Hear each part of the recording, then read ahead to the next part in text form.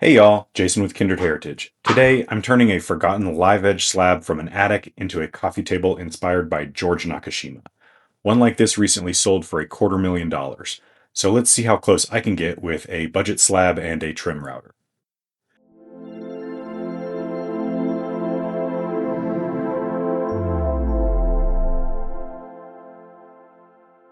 I found this slab at an estate sale for embarrassingly cheap.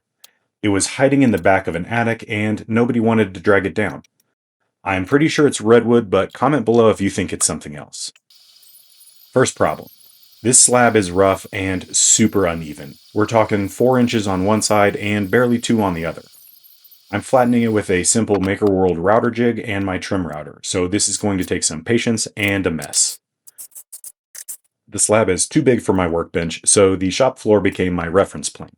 I wedged this very carefully to save as much of that thickness as possible. It took 6 passes to flatten the first side and 3 more for the back. I mean, just look at this dust pile from one pass. My shop manager did sit this one out for safety, but I made sure to give him some treats after. Time to clean this surface. The router left a lot of ridges, so I took a number 4 plane and knocked everything flat before sanding it smooth.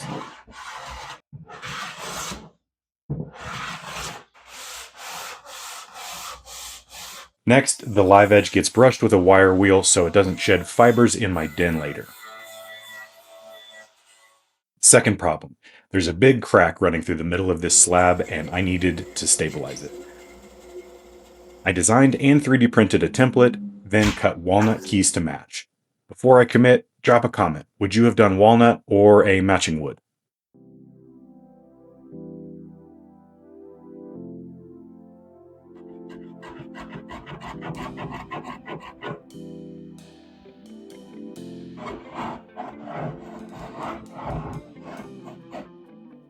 Next is finish.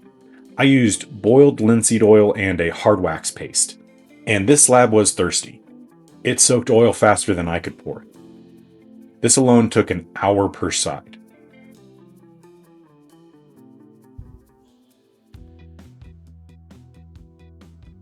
Once it was finally saturated, I added the wax. I like to melt these hard waxes and pour them over the surface before buffing to a strong, natural feeling top.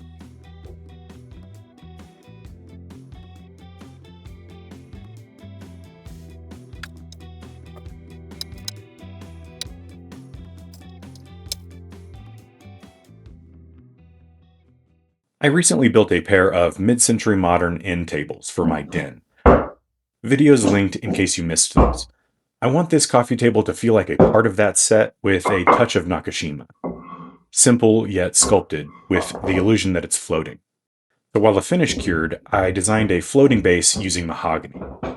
I love 3-legged table designs because they always sit flat on uneven floors. And I've landed on a single piece for the 2 chunky legs on one end, and 1 slender sculpted leg connected to it to create lift and movement. I roughed out the design freehand and shaped them with French curves.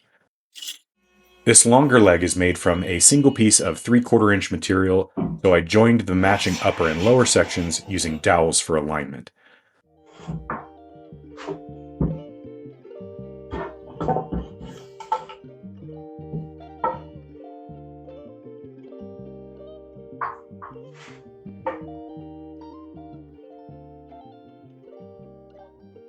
I also planned to add a drawbore mortise and tenon, so this can knock down flat for transport.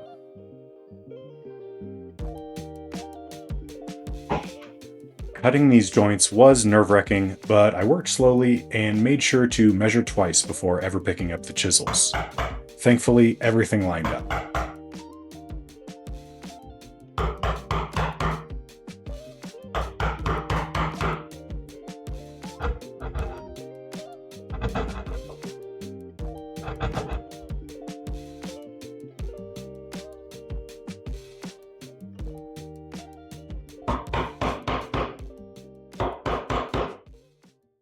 Then I spent some time cutting the curves, rounding over the edges, and finally smoothing everything out by hand. Of course, the base gets the same boiled linseed oil and hard wax paste treatment as the top.